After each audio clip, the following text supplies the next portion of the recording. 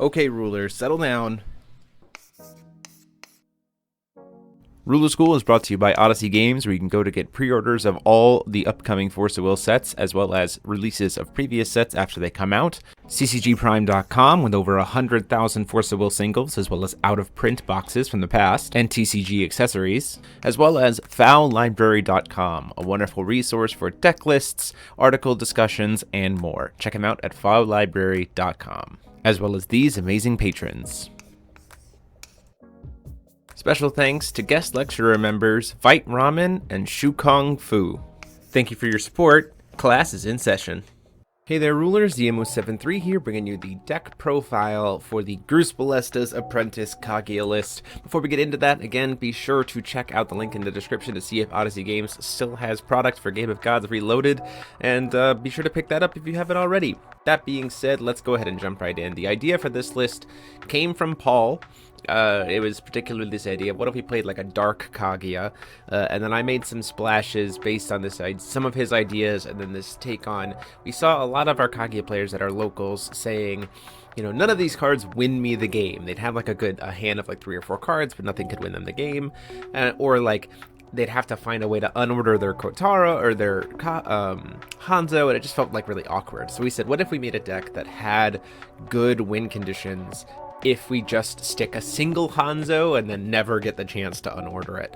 And so that's what we have here, and it honestly works really well. So we have Kaguya, obviously.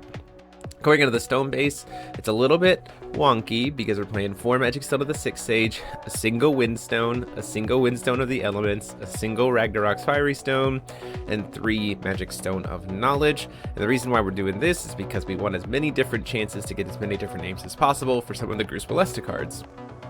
Going into the main board, we're playing 2 Phreesia because she's a wonderful card to be able to flash in after you've got that Hanzo, even at just 2 moons, to be able to protect him.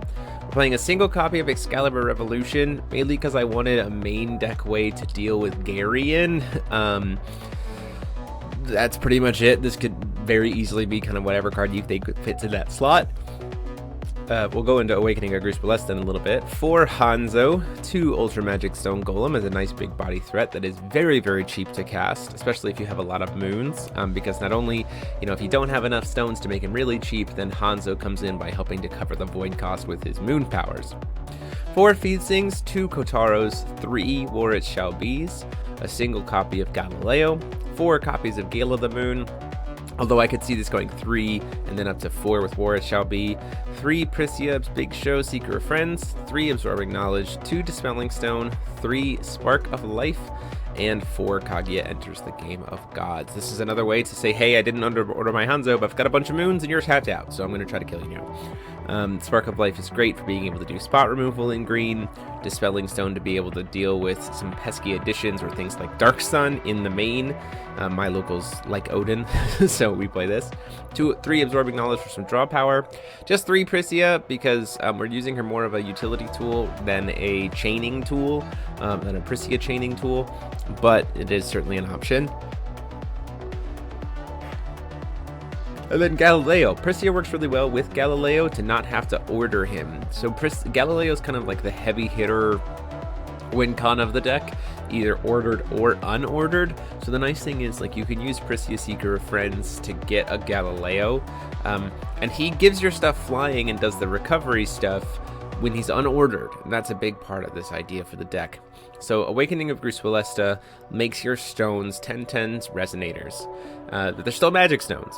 So Galileo says all of your resonators gain flying, and whenever a resonator you control attacks, you recover a magic stone. So if you combine these two together, your stones have unlimited attacks, infinite attacks. Swings in the air for 10, triggers, recovers itself. Swings in the air for 10, triggers, recovers itself. So you can sit on a Hanzo with all these moons that you've been generating to be able to use to protect the combo and that kind of stuff. And then you can just throw your stones at your opponent. Why bother using the moons when you can just throw your stones? And it's the same in kind of reverse, right? So like you can leave up your stones by ordering, like you can use your stones by ordering Galileo to then throw your moons at your opponent, right? So if you have that backup strat, if somehow you can't keep the Hanzo on board, for sure. But this deck is just designed to be a little bit more resilient and apply more diverse threats than we've been seeing from Kaguya up to this point. And I really do think it's a really solid list. It's really fun and has a lot more flexibility.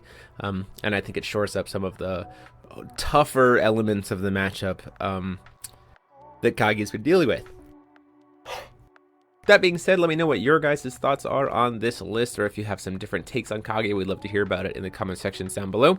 And until next time, this is DMO73 saying, class dismissed.